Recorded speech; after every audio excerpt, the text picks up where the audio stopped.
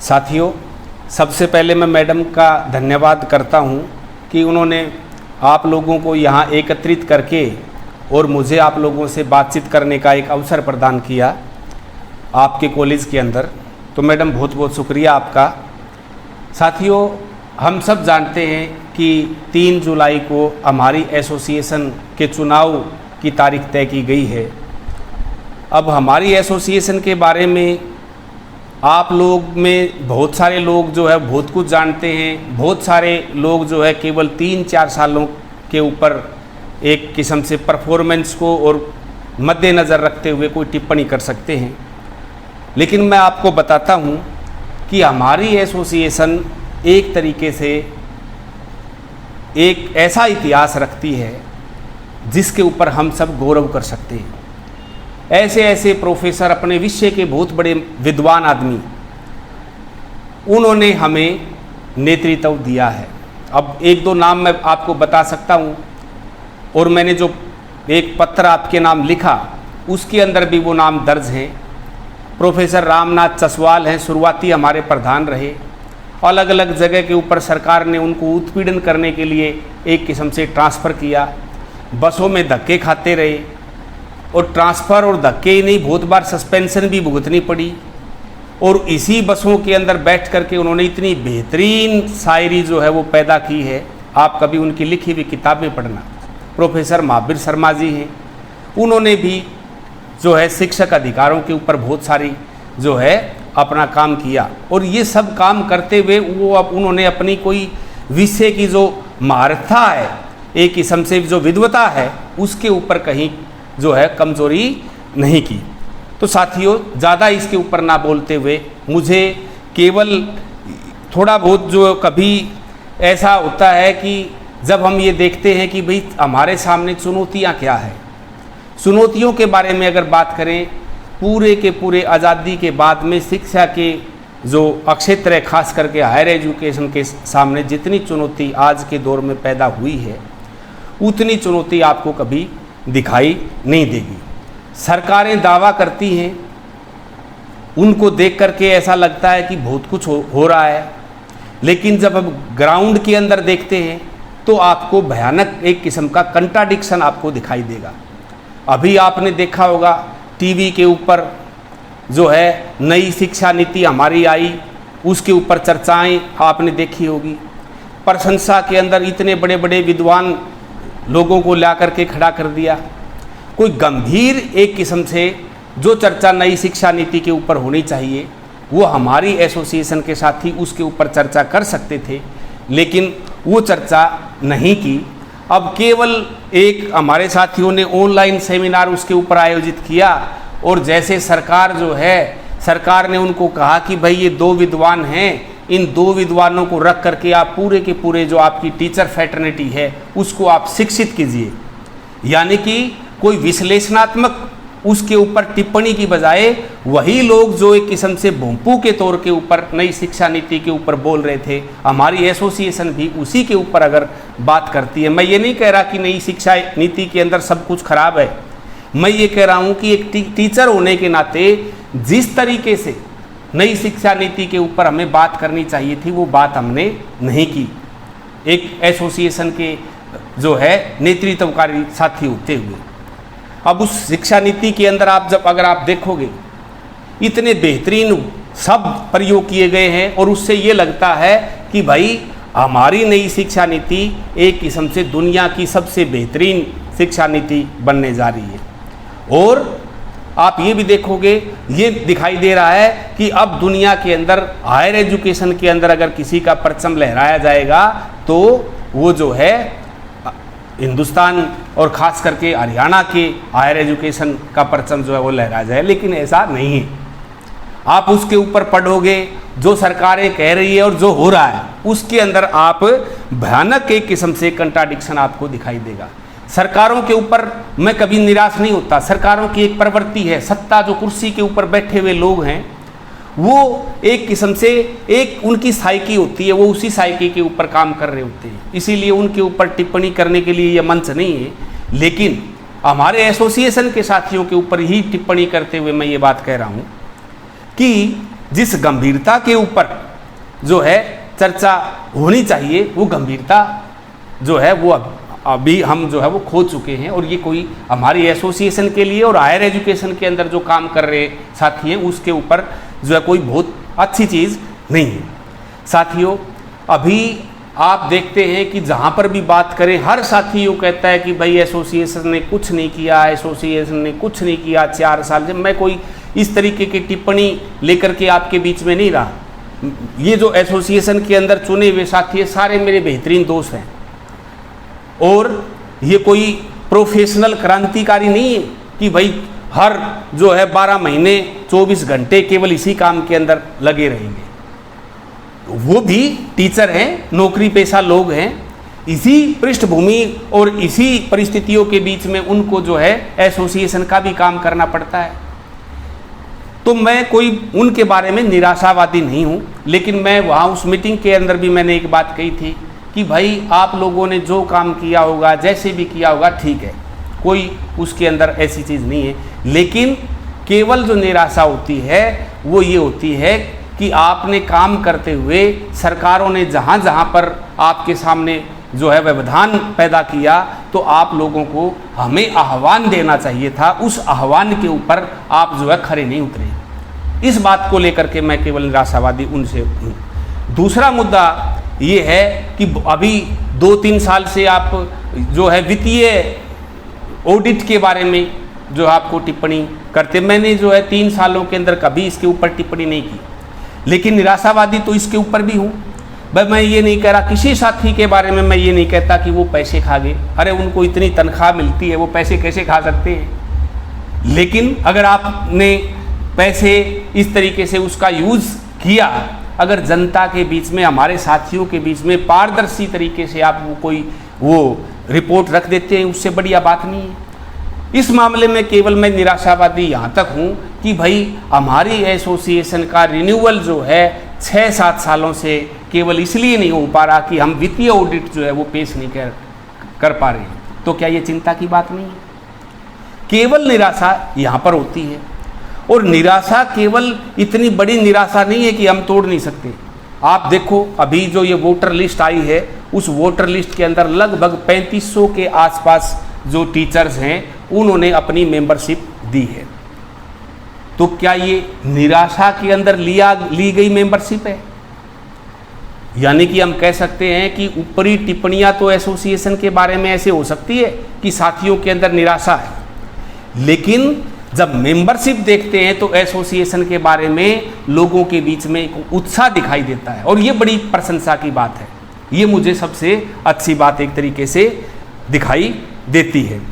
साथियों, अब इसके ऊपर ज़्यादा टिप्पणी न करते हुए 1-2 टिप्पणी में ये जो चल रहा है हायर एजुकेशन के ऊपर, हरियाणा के अंदर भी और देश के अंदर भी, देखो हर जगह एक किस्म से सरकारें हर क्षेत्र के अंदर बहुत ही प्रतिगामी तरीके से काम कर रही हैं। अब न्यू एजुकेशन जो एक ये आई है पॉलिसी, उससे पहले भी जो CBS के नाम पे क्या होगा, हम सब साथी जो है हवा के अंदर बोल रहे हैं, कोई गहन उसके ऊपर विचार विमर्श नहीं है। जो जिन्होंने CBS को देखा और जिन्होंने उसको भुगता, वो इसके ऊपर टिप्पणी कर सकते हैं। कुछ स्टेट्स के अंदर ये शुरू भी हो गया, वहाँ क्या परिणाम आ रहे हैं। दूसरा, जो ये मल्टीपल एग्जिट और मल्टीपल एंट्री वाला जो पॉइंट है, वो क्या प्रभाव डालेगा। आपको ये केवल शब्द नहीं देखने चाहिए, इसके अंदर हमारे जो नौकरी की प्रकृति के ऊपर भी प्रभाव पड़ने वाला है, मैं ये आपको बता रहा हूँ।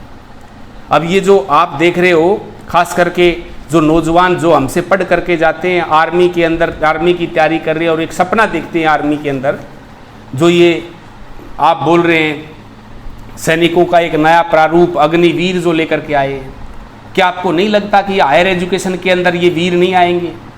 हमें भी ऐसा ही, अभी देखो पहले क्या थे, प्रोफेसर थे, assistant professor, associate professor, professor higher education के सेक्टर के अंदर। फिर जो है इन्होंने एक्सटेंशन टीचर्स का कंसेप्ट दे दिया। अब उसी एक्सटेंशन टीचर के बाद में जो ये लेकर के आएंगे, वो जो है कोई उसको नाम देंगे द्रोणवीर, कोई कहेगा कि भाई ये जो है ना चाणक्यवीर, और क्या होगी? क्यों? ये कोई डरने और डराने की बात नहीं है। ये जो मल्टीपल एग्जिट और सीबीसीएस का कंसेप्ट है, इसकी बुनियाद यहाँ से निकलेगी, आपको देखना। अरे 6 महीने एक कॉलेज के अंदर आप एक विषय पढ़ाओगे, 6 महीने के बाद में बच्चा किसी दूसरे विषय के लिए किसी दूसरे महाविद्यालय के अंदर जाकर के स्कोर अर्जित करेगा, तो क्या 6 महीने आपको फ्री में तनख्वाह सरकार दे देगी? तो इन बिंदुओं के ऊपर आपको सोचना पड़ेगा। मैं कोई जो है कंक्लूसिव टिप्पणी आपके बीच में नहीं कर रहा। और दूसरी जो सरकारें जो है हमारी मांगों के बारे में आप देखती है, उनका रुख सरकारों का क्या है। आप देखिए 2.5 साल से लोगों के पेंडिंग है इंक्रीमेंट्स के, जो भेज रखे हैं उन्होंने अपने परफॉर्मे और फाइल्स। अभी 1.5 महीने पहले जो है वो 6-7 हज़ार ग्रेड पे वाले निकल करके आया, कितने दिन बाद में, 1.5 साल बाद में। 8,000 वाला ग्रेड की फाइल अभी चल रही है। हमारे जो एसोसिएट प्रोफेसर बनने वाले साथी हैं पी बैंड 4, वो वेट कर रहे हैं, पता नहीं कब करेंगे कब नहीं करेंगे, कोई पता नहीं है कि कब करेंगे। साहब खुश हो जाएंगे उस टाइम पर जो है वो साइन करके, और आपको जो है 8,000 वाला ग्रेड दे देंगे और साहब खुश हो जाएंगे। उसी दिन जो है आपको इंटरव्यू के लिए बुला लेंगे कि भाई जो पी बैंड 4 वाला जो है। तो ये नहीं है। और ये केवल इनके ग्रेड का मसला ये यहाँ तक नहीं है। 5.5 साल से जो है एक हमारी पीएचडी और एमफिल के इंक्रीमेंट वाली फाइल जो है, जब भी जाते हैं पता करते हैं एसोसिएशन के साथियों से भी, और कभी हमें इंडिविजुअल तौर पर भी जाना होता है तब पता करते हैं। पता चल रहा है वो फाइल जो चल रही है, कभी कह रहे हैं कि निदेशालय में चल रही है, कभी कह रहे हैं फाइनेंस के अंदर चल रही है। ठीक है, तो ये जो रुख एक किस्म से है, ये कोई बहुत बढ़िया रुख नहीं है। और ये जो इंक्रीमेंट वाला जो मसला है पीएचडी और एमफिल वाला, ये तो तब है जब पूरी की पूरी सेंट्रल यूनिवर्सिटीज़ के अंदर ये इंक्रीमेंट दी जा रही है, जब पूरे के पूरे हरियाणा के ही महाविद्यालयों के अंदर ये इंक्रीमेंट दी जा रही है। तो भाई कॉलेज टीचर्स के मामले में क्या बनता है? उन्होंने क्या बिगाड़ा है? कह रहे हैं कि बोला हम कॉस्ट एस्टिमेट करेंगे, कॉस्ट एनालिसिस करेंगे, कितना खर्चा आएगा। अरे भाई ये तो तब करना चाहिए था जब आपने यूनिवर्सिटी के प्रोफेसरों को दे रहे थे, उससे पहले कर लेते। अब क्या खर्चा जो है आप केवल हरियाणा के गवर्नमेंट कॉलेज के टीचरों का एमफिल और पीएचडी का ना दे करके बचाओगे? ये सवाल तो हमारे बनते हैं और जायज़ सवाल हैं। तो इसी तरीके से आप और भी हमारी बहुत सारी मांगे हैं, उसके ऊपर ले लो। अब आप देखो हर चीज़ की एक पॉलिसी होती है, सरकार एक नीति लेकर के आती है और उस नीति के हिसाब से उसको काम करना चाहिए, तब कोई ऐसी बात नहीं है। अभी आपने देखा ये जो प्रिंसिपल्स लगाए, रिटायर्ड प्रिंसिपल हैं वो लगा दिए। अब हमारा उन साथियों से जो प्रिंसिपल रीएम्प्लॉयमेंट के अंदर लगे, उससे कोई ऐसा नहीं है कि भाई हमारी कोई दुश्मनी है, हमारी मित्रता इसमें थे। 3-4 साथी जो है, एक तो मेरे साथ प्रधान के पद पे रहा जब मैं एच-फुक्टो का जनरल सेक्रेटरी था, HGCTA का ही, तो उससे कोई दुश्मनी थोड़ी है। लेकिन पिक एंड चूज करके लगाना जो है वो ठीक नहीं है। हमारी तो मांग रही है कि भाई 60 साल उम्र होनी चाहिए हरियाणा के गवर्नमेंट कॉलेज टीचर्स की, at par aided college government of Haryana. क्या ये नाजायज मांग है? कोई तो एक किस्म से उसके ऊपर सरकार का कोई बोले नहीं, आप तो गवर्नमेंट है, वो एडिड है। अच्छा उनसे बात करें, उनकी भी है, उनको जो है मेडिकल भत्ता नहीं दिया जा रहा। हमारी मांग रही है कि उनको दिया जाए, मेडिकल भत्ता दिया जाए, और हमारे को एक तरीके से जो है 60 साल जो रिटायरमेंट एज की जाए। अब उनको मेडिकल भत्ता नहीं दिया जा रहा, उसका उन्होंने क्या निकाला? उसका उन्होंने ये निकाला कि हमें जो है गवर्नमेंट कॉलेज के अंदर एक किस्म से एब्जॉर्ब कर लो। लड़ाई लड़ने की किसके ऊपर ज़रूरत है? वो ज़रूरत है आप अपने जो मेडिकल की मांग की है उसके ऊपर। और हमारे को जो है जो मांग बनती है वो है कि भाई हमारी जो रिटायरमेंट एज है यूनिवर्सिटी के अंदर 60 साल है, हमारे जो है एडिड कॉलेजों के अंदर 60 साल है, तो आप हमारी भी 60 साल कीजिए। इसी तरीके से प्रोफेसर्स की हमारी डिमांड रही है। कई आप स्टेट्स के अंदर देखिए आप दिल्ली के अंदर हमारे नज़दीक है, उसकी चाहे राज्य की यूनिवर्सिटी या जो सेंट्रल यूनिवर्सिटीज़ है, दिल्ली यूनिवर्सिटी, हर जगह उसके कॉलेजों के अंदर प्रोफेसर की पोस्ट है अलग अलग विषयों के अंदर। तो हरियाणा के अंदर, पंजाब के अंदर क्रिएट कर दी, तो हरियाणा के अंदर भाई प्रोफेसर की पोस्ट क्यों नहीं क्रिएट होती? तो ये बहुत सारी ऐसी हमारी मांग है। अब बहुत सारे साथी हो सकता है उससे प्रभावित सकारात्मक तौर पर हो या नकारात्मक तौर पर। जो ट्रांसफ़र पॉलिसी एक किस्म से है, उसकी ज़रूरत बनती है हरियाणा के हर जो काम करने वाले कर्मचारी हैं, और उसके अंदर हम भी शामिल हैं। भाई कोई तो पॉलिसी हो। अब पिछले जो है 6 साल से यूँ है कि भाई ट्रांसफ़र पॉलिसी आएगी, HRMS के ऊपर बोले आप डाटा जो है वो भर दो, उसके अंदर 3 दिन का टाइम दे दिया, 6 दिन का टाइम दे दिया, इसके ऊपर अगर कोई कमी रह गई तो बोला भाई ये उस व्यक्ति के ऊपर और HRMS इंचार्ज के ऊपर जिम्मेदारी है। हम डर डर के जो है एक किस्म से भर भर के थक गए, और अभी तक जो है वो इम्प्लीमेंट नहीं हुई है ट्रांसफ़र पॉलिसी। तो ये मुद्दे बनते हैं जिनके ऊपर हमें सरकारों से और निदेशालय के स्तर के ऊपर बात करने की ज़रूरत बनती है।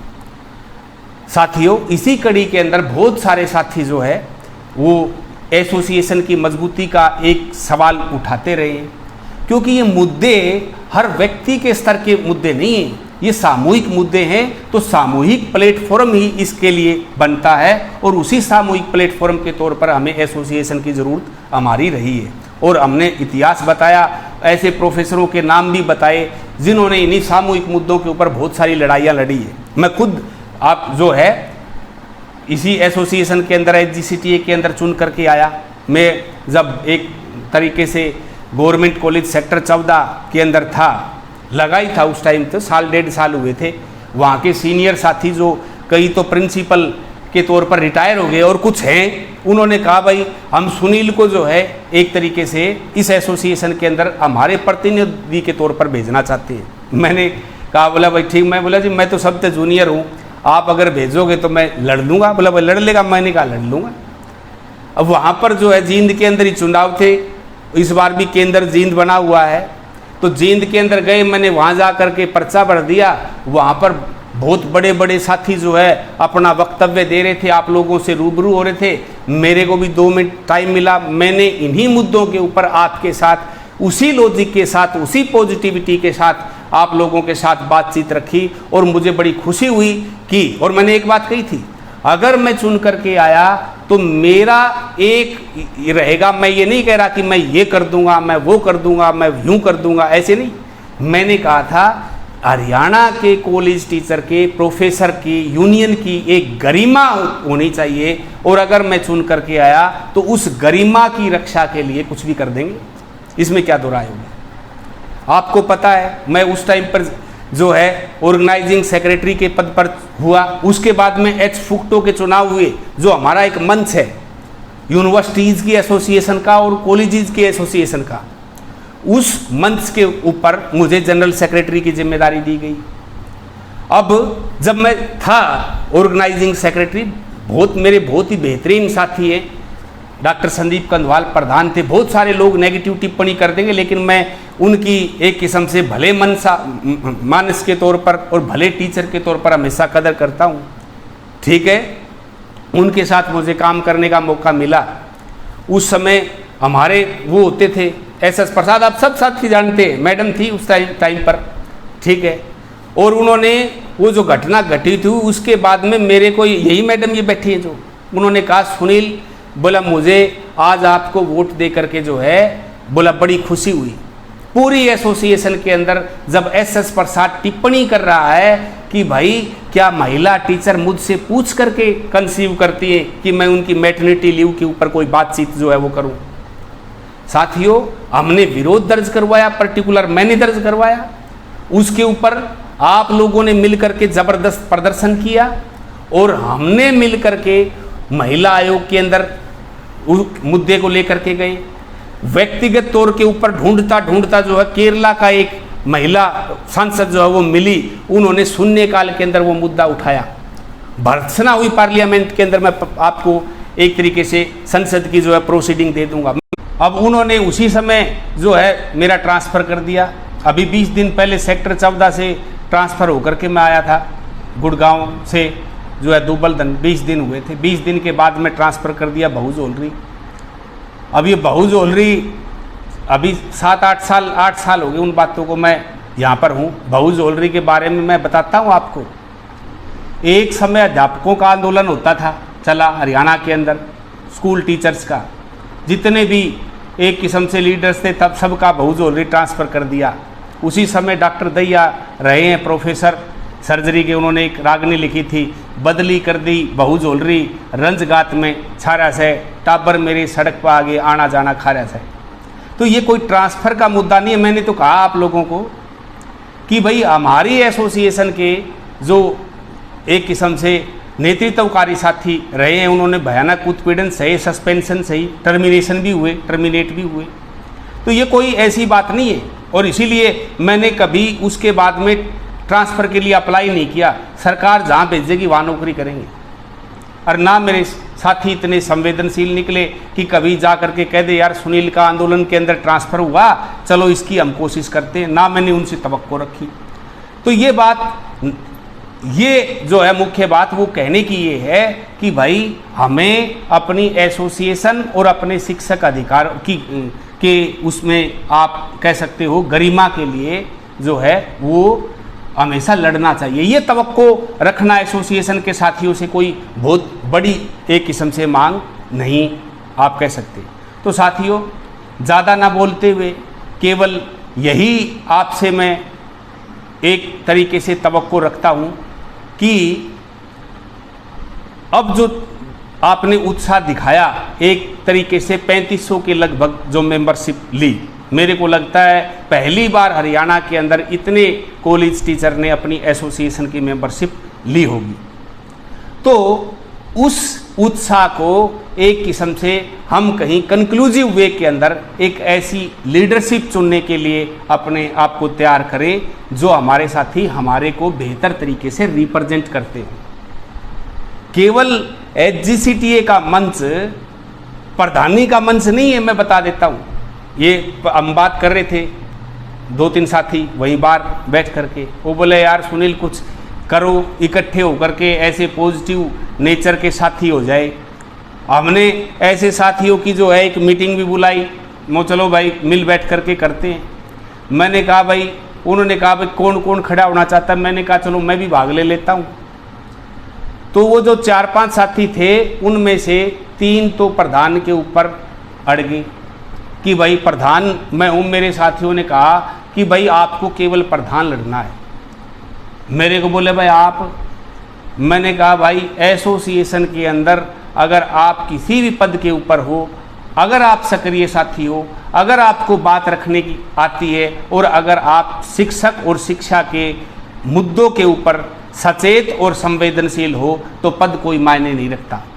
अगर बड़ी एसोसिएशन आने की कोई संभावना बनती है तो भाई मैं, अगर आप कहोगे तो मैं चुनाव नहीं भी लड़ूंगा, कोई ऐसी बात नहीं है। बाकी जिस पद के ऊपर आप मुझे कहोगे मैं उसी पद के ऊपर जो है चुनाव लड़ लूँगा और अपने साथियों के ऊपर चल जाऊँगा। मुझे कोई शर्मिंदा थोड़ी हूँ मैं कि दोबारा जाने से बचूँगा। जो आशाएं मेरे से रखी मैंने उसी तरीके से उन आशाओं के ऊपर खुद समझता हूँ। दूसरे साथी भी कहते हैं कि आप खरे उतरे। और केवल जब मैं था, केवल तभी नहीं, उसके बाद में भी जितनी बार भी एसोसिएशंस की मीटिंग हुई, जितने बार भी धरना प्रदर्शन हुए, कई बार तो ऐसा हुआ कि हरियाणा का कोई साथी एआई फैक्टों के धरने के ऊपर आपको दिल्ली के अंदर नहीं मिलेगा, लेकिन सुनील वहाँ पर हमेशा आपको मिला है। ये नहीं कि सुनील को चौधर करनी है। अरे भाई, हम केवल और केवल अपने आप को इतना संवेदनशील पाते हैं कि जहाँ हायर एजुकेशन जो है वो सबके लिए हो, इस उद्देश्य के लिए, और हायर एजुकेशन के अंदर काम करने वाले हम सिपाहियों के लिए, आप कह लो प्रोफेसर, सिपाही मैं शब्द यूज़ कर रहा हूँ, सिपाही इसलिए यूज़ कर रहा हूँ कि हम आपको एक किस्म से डेडिकेटेड पाते हैं अपने कोज के प्रति, उनके अधिकारों के लिए हमेशा सचेत रहे हैं। तो साथियों, ज़्यादा ना बोलते हुए मैं फिर एक बार आपको ये कह रहा हूँ कि भाई मैं भी इसके ऊपर जो है इस बार एक किस्म से भागीदार बन करके आप लोगों के साथ सामने जो है इसी एसोसिएशन के लिए एक पद के ऊपर खड़ा हूँ। तो आप लोग मुझे एक अपना सपोर्ट इस बार भी देंगे और मैं आपको निराश नहीं करूँगा। जिस भी यूनियन बनेगी, जैसी भी हमारी, उसको हम एक बहुत ही बेहतर गरिमा में सचेत, संवेदनशील और जुझारू एसोसिएशन के अंदर कन्वर्ट करने की पूरी कोशिश करेंगे, जो ये ऊपरी तौर पर भी और अंदर जाकर के भी आप ये कह सकते हो कि भाई ये हरियाणा के कॉलेज टीचर्स के जो है उनकी एसोसिएशन है। तो बहुत बहुत धन्यवाद। मैं मैडम आपका धन्यवाद देता हूँ कि आपने मुझे समय दिया और हमारे साथियों से रूबरू होने के लिए इनको इकट्ठा किया और मुझे मौका दिया।